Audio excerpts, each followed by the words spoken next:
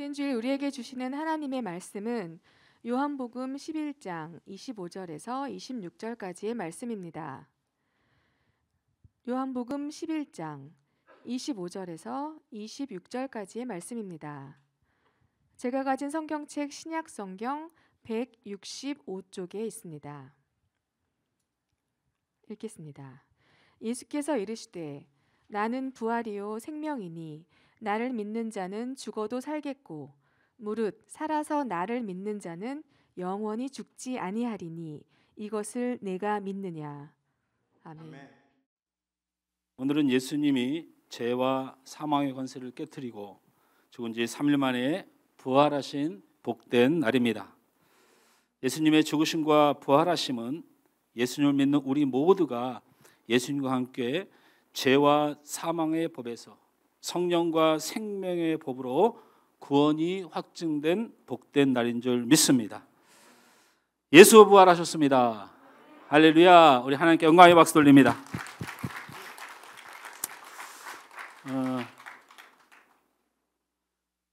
제가 좀 편안하게 좀 말씀을 드리면, 제가 이 보통 사람들이 세상에서 믿을 것이 없다라고 이렇게 말하는 부류 중에 첫 번째가 사람이죠. 사람은 믿을 게 못 된다. 검은 머리는 걷어들이지 않는 법이다. 이런 말이 대변하는 거죠. 그럼에도 불구하고 제가 사람보다 더 철저하게 믿지 않는 두 가지가 있습니다. 하나는 권력이라는 것입니다. 저는 권력자들을 절대로 믿지 않습니다. 한국 교회가 권력을 가지면 교회가 부패하게 됩니다. 목사가 권력을 가지면 교회는 망합니다. 장로가 권력자가 되면 교회는 쪼개집니다. 이 권력자만 들어가면 끝장나는 거예요. 제가 설교 시간에 이런 말을 굳이 서론에서 하는 이유는 물론 말씀과 관련이 있지요. 우리 남북한이 분단된 것은 분명히 이념의 갈등입니다. 그럼에도 불구하고 권력자들의 선택이었습니다. 지금 우크라이나가 전쟁을 하고 있는데 저게 여러분 어떻게 마무리될 것 같습니까? 권력자들이 합의 봅니다. 여러분, 세계의 동유럽의 많은 분단 국가들이 왜 분단이 되었습니까? 권력자들의 합의입니다. 여러분, 우크라이나가 전쟁 직전에 있을 때 온 세계가 도와줄 것처럼 얼마나 부채질을 했습니까? 그렇습니까? 안 그렇습니까? 푸틴 나쁜 놈이다. 쳐들어오면 가만두지 않겠다. 쳐들어왔더니 가만히 안 둡니까? 상관없습니다. 무슨 상관이 있습니까? 프랑스의 대통령 후보 중에 지금 압도적인 지지로 역전을 이룬 여성 대통령 후보가 있습니다. 푸틴이 잘하고 있다 이렇게 말한 사람. 국민들이 지지합니다. 여러분, 저는 무슨 진보주의, 민주주의, 무슨 뭐 보수주의 이런 얘기를 하는 게 아니고 겸손하게 낮아지지 않은 진보는 망합니다.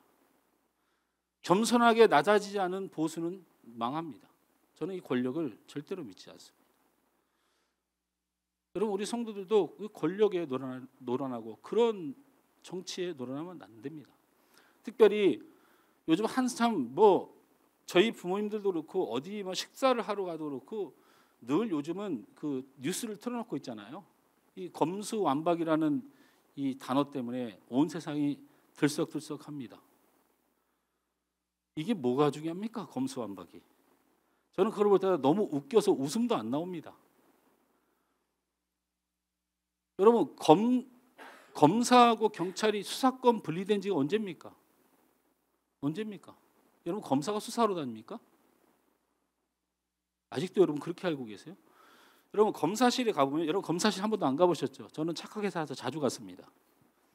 검사실에 가면요, 검사는 아무것도 안 합니다. 누가 수사합니까? 수사관들이 합니다. 검사실에 검사가 있고 검사를 보좌하는 수사관들이 쫙 앉아 있습니다. 그 사람들 직업이 뭡니까? 경찰입니다. 경찰이에요. 사무장님, 사무장 영화 보니까 막 그러던데 그분이 경찰관입니다. 검사가 뛰어다니면서 잠복하고 그렇습니까? 여러분, 그 수사관들이 명령 따라 잠복하고 범인 잡으러 다닙니다. 조섰습니다.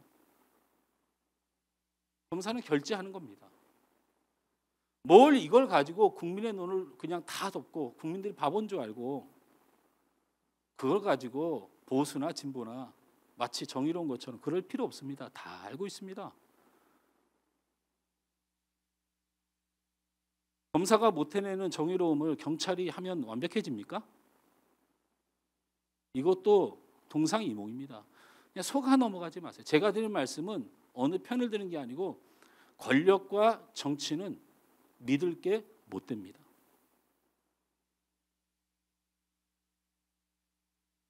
물론 정치하고 권력을 가지신 분들 중에 정의롭고 바르게 하고 싶은 열망을 가지고 뛰어든 사람들이 많은 거 압니다. 여러분, 광주 민주화운동이 광주 사람들이 일으킨 겁니까? 그 시위의 시작이 부산에서 마산에서 시작된 겁니다. 여러분, 그런 사실은 알고 있습니까? 무슨 의미가 있습니까? 정치가들이 하는 말에. 왜 전라도 사람들이 나쁜 사람이고 왜 경상도 사람이 나쁜 사람들이에요? 좋은 사람들입니다. 예수 믿는 사람들이 이런 거 혼돈하고 이런 거에 마음 쓸리고 이런 거에 좌우로 흔들리면요, 복음을 못 붙들어요. 최소한 이런 걸 볼 줄 알고 이런 걸 느낄 줄 알고 이 세상의 허무함과 실질적인 세상 어둠의 주관자들이 노리는 그 노림수를 보지 못하면 예수 믿기 힘듭니다. 자, 이쯤 하면 제가 진보 같습니까? 보수 같습니까? 제가 오늘 최대한 애매하게 말하기로 작정하고 올라왔는데 봅시다. 이런 유사한 시대가 있었습니다. 그것이 바로 예수님이 십자가에 달려 죽으실 때의 일입니다. 그리고 예수님이 부활하실 때 일입니다. 이때 당시에 정치적으로 권력적으로 이 유대정을 장악하고 있던 것이 로마의 군대고, 로마의 군대가 세계 정복을 꿈꾸고 있었기 때문에 각 세계를 직영 통치, 직할 통치를 할 수가 없으니 각 나라의 자기 말을 잘 듣는 정치인들을 자기 편으로 삼아, 그래서 로마가 군사 통치를 하면서 실제로 그 유대 땅의 종교 지도자들을 정치가로 세워서 통치를 하던 시대였습니다. 제가 말씀드렸죠. 권력과 정치는 절대로 선한 것이 될 수 없다. 여러분, 부활에 대한 이야기를 잠깐 드립니다. 제가 예수님이 부활하셨습니다. 예수님이 부활하셨습니다. 예수님이 부활하셨습니다. 교회에서도 예수님이 부활하셨습니다. 아멘 나오기가 이렇게 힘듭니다. 근데 여러분, 세상 사람들이 예수님의 부활을 얼마나 믿을까 싶어서, 그래도 최소한 예수님을 믿는 사람들이 예수님이 부활했다는 소식에 성령 안에서 믿음 안에서 증명되어지고 내가 안 보고도 그 사실이 믿어지는 성령의 사람이 되길 원하나, 요즘 젊은 사람들, 요즘 시대가 하도 교회를 향하여 논리적으로 설명하라, 상황적으로 설명하라 그렇게 말하니 하나님을 이 세상의 기준에 말하려다 보니 몹시 거북스럽지만 제가 말씀을 드리죠. 여러분, 예수님이 죽으셔서 무덤에 갇히셨습니다. 그 무덤 밖을 지키던 사람들이 누굽니까? 누굽니까? 간사님이 혹시 지키셨어요? 로마의 군인들이 지켰죠. 로마의 최정의 기마병들이 파견되어서 예수님의 무덤을 꽁꽁 쌓아맸습니다.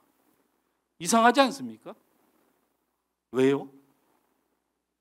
목수의 아들 예수가 힘없이 골고다에서 머리에 가시관을 쓰고 창에 허리에 창을 찔리시고 물가피를 쏟으시며 도수장에 끌려간 어린 양처럼 아무 소리도 하지 않고 그렇게 죽어간 그 불쌍한 사람이 뭐가 무서워서 군대가 지켰을까요? 그것은 바로 마가복음에 나타난 예수님이 제자들에게 내가 죽은 후에 3일 만에 부활하리라 말씀하신 그 말씀 때문에 그 부활을 막아보려고 무덤을 지킨 겁니다. 아니 그런 유명한 권력까지 두고도 로마 군대가 파견돼서 무덤을 지킨 적이 없는데 왜 힘도 없고 연약한 예수님이 죽었고 한낱 그들이 여기는 목수의 아들 거짓 선지자 하나 죽은 걸 가지고 군대가 와서 왜 그 부활을 막습니까? 그러나 3일 만에 예수님은 부활하셨고 예수님의 시신은 누웠던 자리는 없어져 버렸습니다. 또 한 가지 이상한 것은 이 사실을 두고 이게 역사적 사실이기 때문에 우리나라가 유관순이 있었다는 걸 믿듯이 유대인들도 예수님이 있었다는 사실을 부인할 수는 없습니다. 우리는 이기적인 생각을 버려야 됩니다. 이스라엘 사람들은 이순신 장군을 안 믿는데 우리는 너무 억울하잖아요. 우리가 예수님을 안 믿어주면 그 사람들도 너무 억울해합니다. 그런 논리적 접근이 굉장히 어려운 겁니까? 예수님의 시신이 사라졌어요. 그래서 지금의 유대교 혹은 모슬렘 혹은 많은 이단들이 예수님의 시신을 제자들이 훔쳐갔다고 하는 도난설을 주장합니다. 왜냐하면 없어진 것이 사실이기 때문에 그 증인이 너무 많기 때문에. 물어보죠. 로마의 군대와 유대의 종교 지도자들인 정치가들이 지키는 예수님의 무덤에 예수님을 지지하는 제자들이 그 시신을 훔쳐가기 위해서 왔다면 그곳이 평화롭겠습니까? 평화롭겠어요? 거기는 전쟁터가 됐을 것입니다. 전쟁터가 됐을 것입니다. 여러분 상상을 해보십시오.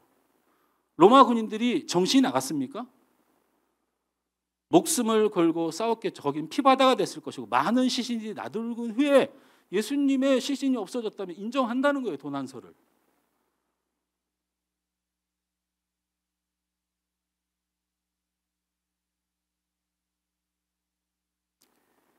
예수님의 부활은 예루살렘의 모든 사람들이 미리 알고 있었다라는 사실을 잊어서는 안 돼요.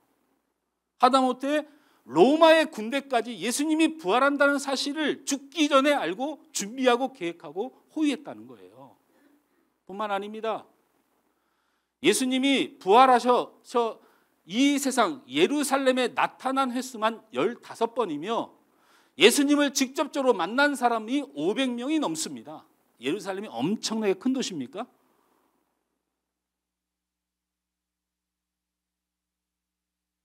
지금 SNS나 무슨 엄청난 방송 시스템이 있다면 전 세계가 중계할 일이에요.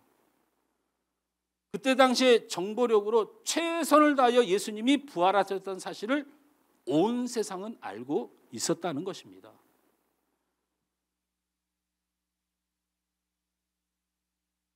예수님은 이 땅에 오셔서 우리의 죄를 담당하기 위해서 죽으셨을 뿐만 아니고 3일 만에 다시 살아나셨습니다. 3일 만에 다시 살아나셨습니다. 예수를 믿는 자도 믿을 뿐만 아니고 사실은 예수를 안 믿는 유대인들조차도 예수님의 살아나심 정도는 믿습니다.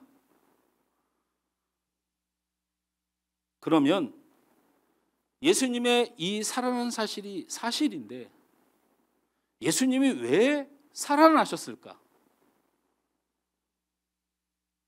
오늘 우리는 그것을 함께 나눌 것이고 예수님이 살아나신 것이 우리하고 무슨 상관인가?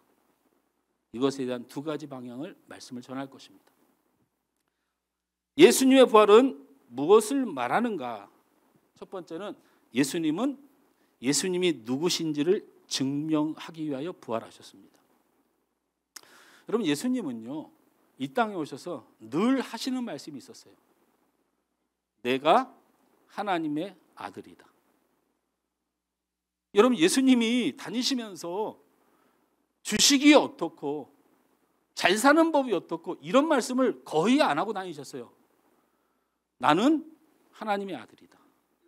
더 심하게는 뭐라고 했어요? 내가 곧 하나님이다. 그 다음에 내가 너희들이 기다리던 구세주 메시아다. 아니 이렇게 말씀하시고 다니셨어요. 이 대표적인 예가, 여러분 예수님께서 예루살렘 성전에 갔더니 거기에 비둘기와 온갖 짐승들 부정한 거래들이 성전을 가득 채웠을 때 예수님이 상을 뒤졌고 비둘기를 내쫓고 모든 가축을 채찍을 쳐서 다 내쫓아 버렸죠. 기억하십니까? 이걸 성전 청결 사건이라고 얘기하는데요. 이 성전 청결 사건은 세 가지의 공간 복음과 한 가지의 복음서인 사복음서에 공이 기록된 사실이죠.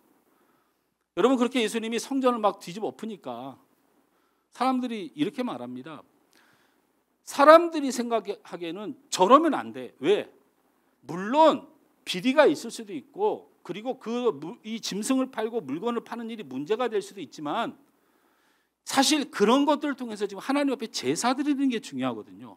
그러니까 그 사람들 입장에서는 하나님 앞에 제사 드리는 것이 중요하기 때문에 다른 것이 조금 부족하다고 이렇게 뒤집어 엎어버리면 제사가 망가진다고 주장했어요. 여러분 혹시 이렇게 생각하는 사람도 있습니까? 예배가 중요하기 때문에 모든 것을 다 무시해도 됩니까? 예배가 중요하니까 와서 졸아도 됩니까? 예배가 중요하기 때문에 찬양팀 내에 시끄러워도 됩니까? 안 됩니다.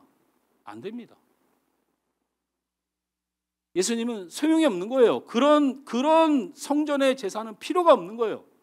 그래서 싹 뒤집어 엎었어요. 그때 사람들이 뭐라고 얘기냐면 네가 뭔데? 네가 뭔데 그렇게 뒤집어 엎냐고 물었어요.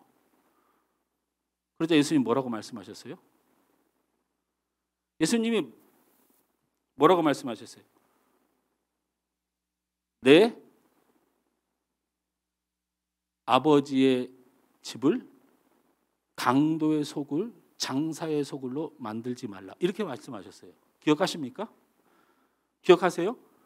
그럼 자기가 누구란 얘기예요? 이게 좀 어렵습니까? 성전은 하나님이 계시는 거하시고 임하시는 곳인데 거기를 뒤집어 봤더니 사람들이 너 누구냐고 그랬더니 예수님이 내 아버지의 집을 장사의 소굴로 강도의 소굴로 만들지 마라 하셨다면 예수님은 누구란 얘기예요? 하나님의 아들이란 얘기죠. 자, 이쯤에서 끝나셨어야 되죠. 그런데 예수님 뭐라고 하셨어요? 저 정신 나간 놈 봐라. 너 지금 뭐라고 그랬어? 하나님이 네 친구야. 이렇게 하니까 뭐라고 했어요? 내 집은 만민이 기도하는 집이라. 그러면 예수님이 자기가 누구라고 말한 거예요? 자신이 하나님이라고 말한 거예요. 그러니까는 대제사장과 거기에 종교 지도자고 많은 유대인들이 요즘 흔한 말로 뚜껑이 열린 거죠. 저기 정신 나간 놈이 자기 하나님을 자기 아버지라고 말했다가 이제는 성전을 내 집이라고 말해. 그럼 네가 하나님이냐고 물어서 이렇게 얘기합니다. 네가 하나님인 것을 증명해봐라. 이렇게 말해요. 그러니까 예수님이 뭐라고 해요? 뭐라고 말합니까? 성경에는 어렵게 써 있어요. 그래서 제가 성경에 불만이 없는데 성경 해석자들에게 불만이 많습니다. 너희가 이 많은 성전을 다 돌 하나 돌 위에 남기지 않고 다 무너뜨릴지라도 내가 반드시 3일 만에 세우리라. 수백 년 동안 수천 명이 지은 성전을 돌 하나 돌 위에 남기지 않고 다 무너뜨려도 내가 3일 만에 그것을 다시 세우리라. 그렇게 말하니까 사람들이 저 미친놈이라고 했어요. 역시 그것도 성전을 세우는 일에서 3일 만에 세우는 것도 하나님이 하시는 일이죠. 돌아서서 가니까 예수님 제자들이 뭐라고 물어요? 예수님 그걸 어떻게 할 수 있어요? 그래서 예수님 뭐라고 얘기합니까? 내가 죽었다가 3일 만에 부활하신 것을 얘기한 것이다. 이렇게 말씀하셔요. 여러분 그 사건이 한 맥락에서 다 한 부분에 나오는 이야기입니다. 예수님이 왜 부활하셨다고요? 자신이 하나님이시고 하나님의 아들로서 세상에서는 도저히 이해할 수 없는 3일 만의 부활을 이루시겠다고 하신 거예요. 그러므로 부활은 그분이 하나님이신 것을 증명하는 것입니다. 할렐루야. 여러분, 초대교회 성도들이 예수님이 계실 때도 제대로 예수님을 안 섬기고 배신하고 팔아먹고 도망치고 했던 이 제자들이 왜 이렇게 힘이 났습니까? 왜 이렇게 용기 백배했습니까? 여러분, 베드로의 고백을 기억하십니까? 재판정에 너 예수 믿으면 죽여버리겠다 이렇게 말하니까 베드로가 뭐라고 말합니까? 너희가 거룩하고 의로운 일을 거부하고 도리어 살인하는 사람을 놓아주기로 구하여 생명의 주를 죽였도다. 그러나 하나님이 죽은 자 가운데서 그를 살리셨으니 우리가 이 일을 본 사람이라. 베드로와 제자들과 그 땅에 많은 유대인들이 이미 예수님의 부활을 본 사람들이에요. 그분이 하나님이심을 본 사람들이에요. 예수님의 부활하심은 그분이 하나님의 독생자 아들이심을 증거하는 것인 줄 믿으시기 바랍니다. 두 번째로는 부활은 예수님의 능력을 보이신 사건입니다. 여러분, 마태복음 28장 18절 말씀에 예수님이 자신의 정체성에 대해서 이렇게 선언하셨습니다. 예수께서 나와 말씀하여 이르시되 하늘과 땅의 모든 권세를 내게 주셨으니 했어요. 하나님께서 예수님에게 하늘과 땅의 모든 권세와 능력을 주셨다는 것입니다. 요한복음 10장 17절에서 18절 말씀을 우리 다 같이 읽습니다. 시작. 내가 내 목숨을 버리는 것은 그것을 내가 다시 얻기 위함이니 이로 말미암아 아버지께서 나를 사랑하시느니라. 이를 내게서 빼앗을 자가 있는 것이 아니라 내가 스스로 버리노라. 나는 버릴 권세도 있고 다시 얻을 권세도 있으니 이 계명은 내 아버지께서 받았노라 하시니라. 여러분, 이 말이 무슨 말이냐면 저들이 나를 죽일 수 있다고 생각하지만 나는 내가 죽기로 작정하는 것도 내 권세요. 내가 다시 살아나는 것도 내 권세니 이것은 하나님이 내게 주신 능력이라고 말씀하시는 겁니다. 세상은 예수님을 처형하고 무덤에 두었습니다. 그리고 무덤 앞에 큰 돌을 굴려 막았고 로마 군인들이 24시간 지키도록 하였습니다. 자신들이 죽이고 자신들이 살아나는 것을 막을 수 있다고 생각했습니다. 그러나 하나님이 없는 세상에서 살아가는 사람들의 착각입니다. 예수님을 죽일 권세도 살아나시는 것을 막을 권세도 그들에게 없습니다. 여러분, 로마서 28장, 마태복음 28장을 좀 자세히 보면요, 거기에 로마군들이 뭐 졸았다, 조는 사이에 훔쳐갔다, 뭐 이렇게들 말하는 사람도 많이 있는데요. 그 돌을 그렇게 훔쳐갈 만큼 간단한 돌도 아니고요. 무덤이 흔들리고 천사가 내려와 예수님을 수종드는 그 장면을 본 사람이 있습니다. 그것이 바로 로마의 군인들입니다.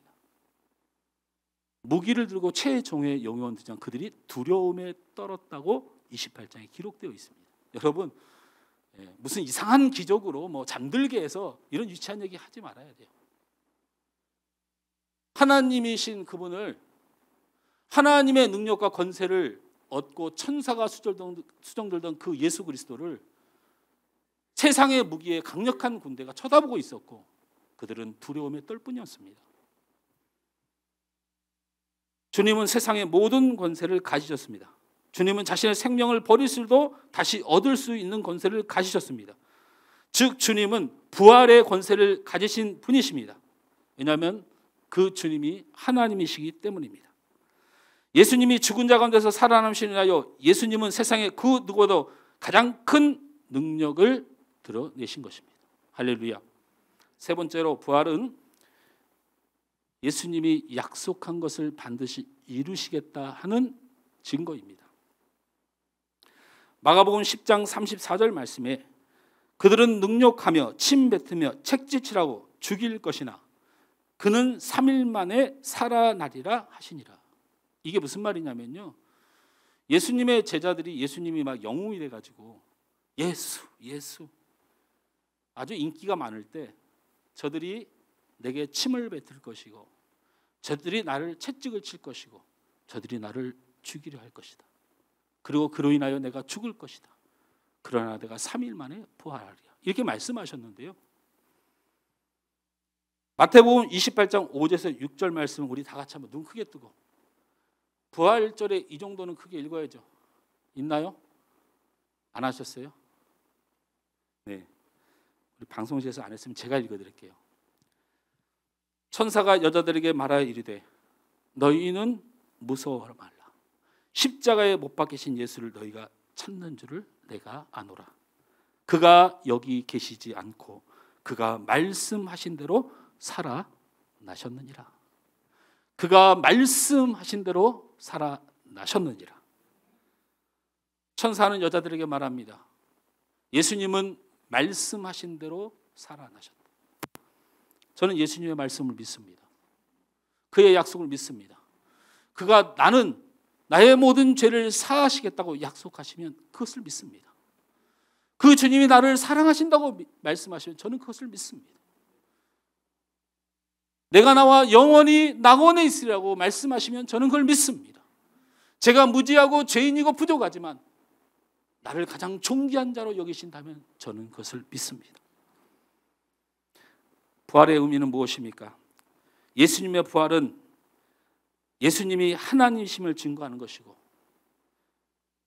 그분이 능력이 있는 분임을 증거하는 것이고 그분은 말씀을 성취하시는 분임을 증거하는 것입니다. 그렇다면 이 예수님의 부활이 우리에게 어떤 변화를 가져올까요? 이게 우리하고 무슨 상관이 될까요? 여러분, 마리아와 마르다의 고향이 어디입니까? 이 사법고시입니까? 이 정도 수준이? 마르다와 마리아의 고향이 어디입니까? 베다니입니다. 베다니입니다. 베다니는 예루살렘에서 그냥 예루살렘 성벽에 붙어 있는 도시입니다. 약간 아래쪽으로, 동남쪽으로 살짝 치우쳐져 있는 동네죠. 여기에 나사로라고 하는 이 마르다 마리아의 오라비가 병이 들어서 죽어갑니다. 그래서 예수님 앞에 하인을 보내서 예수님, 오라비가 죽어가요. 나사로가 죽어가요. 좀 살려주세요. 예수님이 뭐라고 말합니까? 이 병은 죽을 병이 아니라 하나님의 영광과 인자의 영광을 위하여 있는 것이다. 이 말씀하시죠. 한참 바로 안 가시고 좀 여러 가지 이유로 유하시다가 제자들에게 이렇게 말합니다. 이미 며칠 동안 있었기 때문에 나사로가 그 병에서 심각한 상황이 되고 죽었을 것으로 예상이 되지만 예수님이 제자들에게 이렇게 말합니다.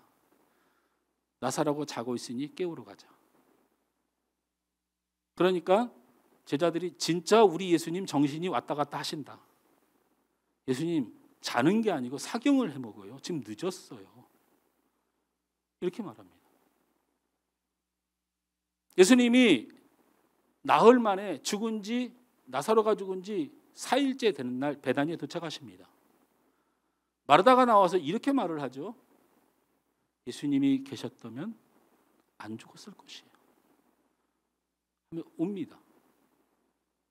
그래서 예수님이 뭐라고 말합니까? 안 죽는다.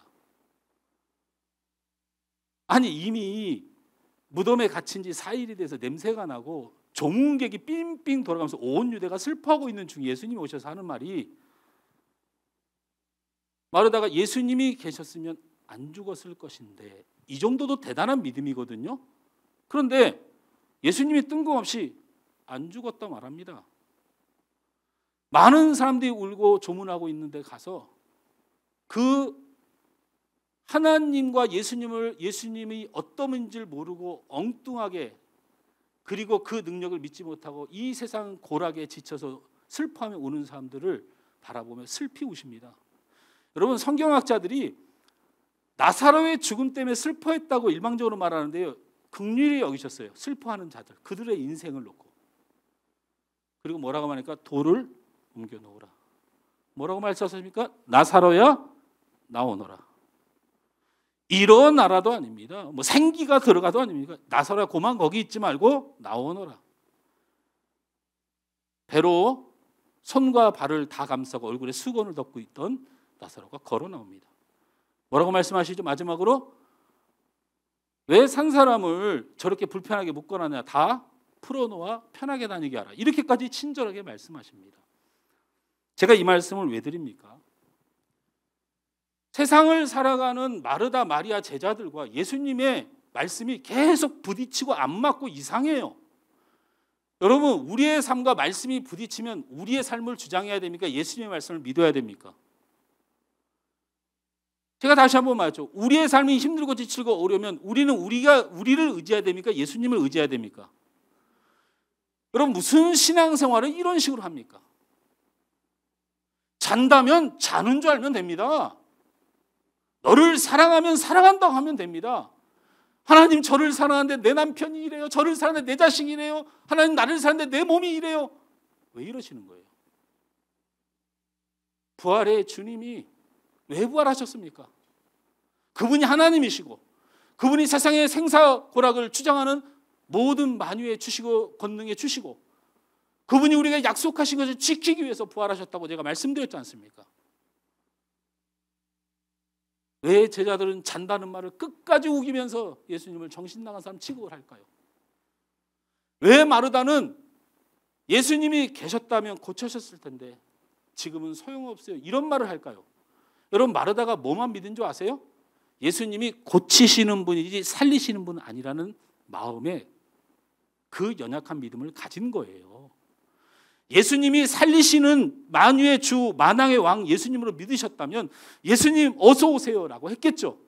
그러나 딴에는 예수님을 잘 믿는다는 표현으로 예수님이 고쳐주시는 주님인지는 알지만 예수님이 살리시는 주님이신지를 절대로 믿지 못했던 거예요.